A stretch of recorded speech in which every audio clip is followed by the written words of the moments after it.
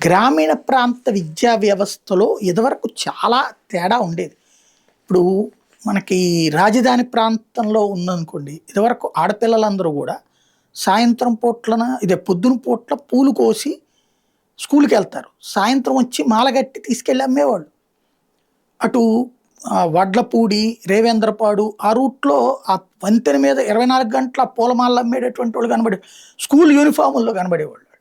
ఏంటంటే 10 మూరలు అమ్మితే ఇంత. అంటే ఎంతో కొంత స్కూల్ దశలోనే సంపాదించడం తెలుసు. అట్లాగే గేదెల్ని తీసుకువెళ్ళి, మేకల్ని తీసుకెళ్ళి, కోళ్ళని తీసుకెళ్ళి పెంచడం, పోషించడం అబ్బాయిలు చేస్తుండేవాళ్ళు. అటు వాళ్ళు ఎంతో కొంత సంపాదించేవాళ్ళు ఇటు స్కూల్ చదువుతానే. అంటే ఆనాడు అట్లుండేయి. అలాగే మాలాంటోళ్ళం స్కూల్ చదువుతానే ఏదైనా షాపుల్లో పనిచేయడం సెలవులొస్తే అట్లా చేసుకున్నటువంటి వాళ్ళమే. అప్పుడు ఒకటి ఇంటికి మీదన భారం పడకుండా చూసుకునేటటువంటి కాన్సెప్ట్. రెండవది భవిష్యత్తులో ఎలాంటి పనైనా చేయగలిగేటటువంటిది ఉంటుంది. ఇప్పుడు ఇలాగే బ్రతకాలనేటటువంటి తరంతోనే సమస్య అయిపోయింది. అయితే ఒక స్టేజ్‌కి వచ్చాక అలా బ్రతకడానికి అవకాశం లేకపోతే అసంతృప్తి పెరిగిపోతుంది.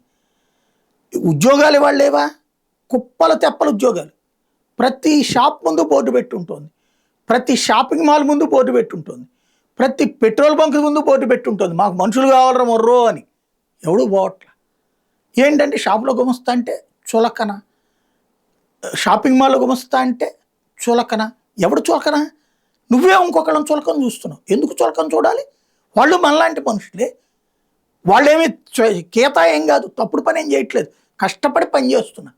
అలా చూసే మనస్తత్వం మనకు కరువడం కష్టమైంది. ఇప్పుడు నీతి ఆయోగ్ ఒక నివేదిక ఇచ్చింది.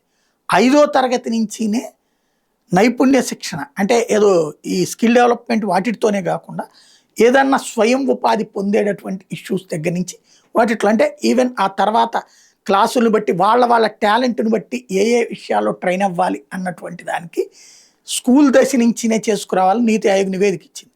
ఇది ఒక్క రోజులో జరగకపోవచ్చు, కానీ వేగంగానే మార్పులు జరుగుతాయని నేనైతే ఆశిస్తున్నాను.